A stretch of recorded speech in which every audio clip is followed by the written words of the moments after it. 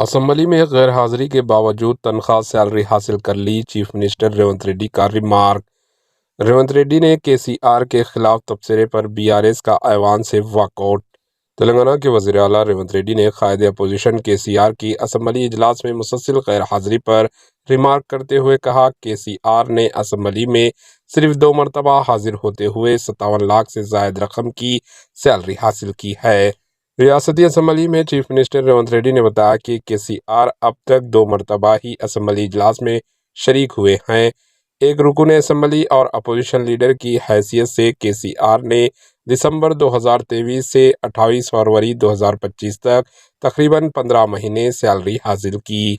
तनख्वाह की ये रकम हुकूमत ने इन्हें अदा की, जो 57,84,124 रुपये हुई है।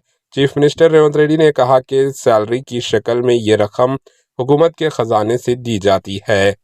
रुकन असम्बली भी हुकूमत के मुलाजिम हैं। चीफ मिनिस्टर रेवंत रेड्डी की जानिब से केसीआर के खिलाफ इन रिमार्क्स पर बीआरएस के अरकान ने शदीद प्रोटेस्ट किया और इनकी तकरीर का बाइकआउट करते हुए ऐवान से चले गए। क़ब्ल अज़ीम बीआरएस एमएलए हरीश राव ने कहा कि बीआरएस रुकन असम्बली जगदीश रेड्डी ने स्पीकर की तौहीन नहीं की, इन्हें इनकी बात रखने का मौका नहीं दिया गया। इन्होंने कहा कि बीआरएस स्पीकर के ओहदे का पूरा एहतराम करती है। इन्होंने कहा कि जगदीश रेड्डी की मताली सस्पेंशन को बर्खास्त करने की दरख्वास्त की गई, जिस पर गौर करने की ख्वाहिश की गई। Bureau report, H news. Chandrashekar Rao గారు ప్రతిపక్ష నాయకుడు అధ్యక్ష. ప్రతిపక్ష నాయకుడుగా ఇప్పటివరకు వారి శాసనసభకు వచ్చింది 2 సార్లు అధ్యక్ష. వారికి పోయిన డిసెంబర్ 23 నుంచి ఇప్పటి వరకు వారికి ఇచ్చిన జీతం అధ్యక్ష 57,84,124 రూపాయలు అధ్యక్ష.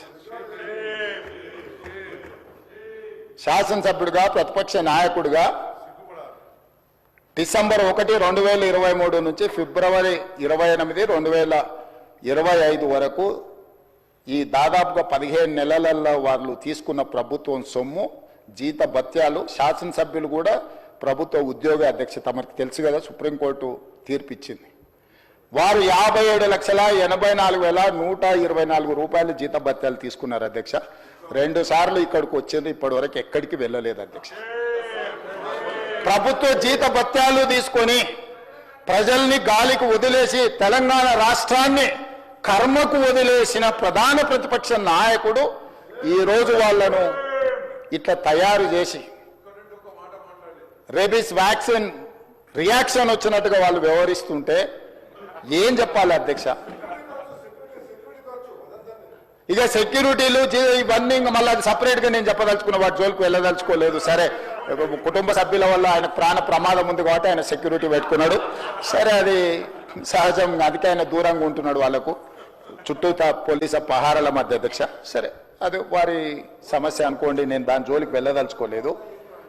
సో ఈరోజు ఎస్ఎల్బీసీ పూర్తి చేసి ఉంటే एच न्यूज के यूट्यूब चैनल को सब्सक्राइब करें और बेल आइकन को दबाना ना भूलें ताकि आपको हर नई आने वाली वीडियो का नोटिफिकेशन बर वक्त मिल सके।